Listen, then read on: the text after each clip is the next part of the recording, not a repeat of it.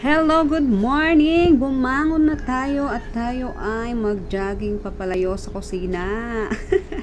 Dahil nga kami ni sister ay masyado nang tumaba dahil kaka-jogging namin papuntang kusina. Ano ba naman yan?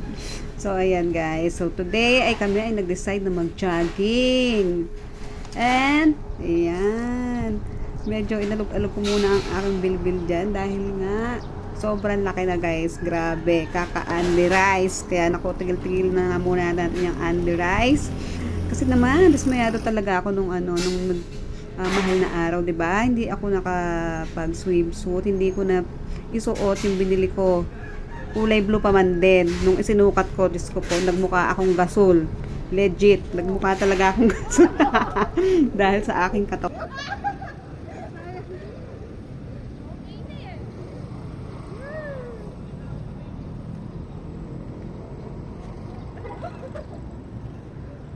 At so, ayan nga, in-enjoy ko rin naman itong pagpa-badminton with my pamangkin. So, ayan, masarap dito kasi maglaro, medyo maluwag. Kung taga-Kabanatuan ka guys, dito lang yan sa All Homes. Sa umaga marami dito nagja-jogging, ganyan. So, pwede tayong pumasok dyan hanggat maaga pa kasi wala, sarado pa siya, so wala pa mga sasakyan na nandyan.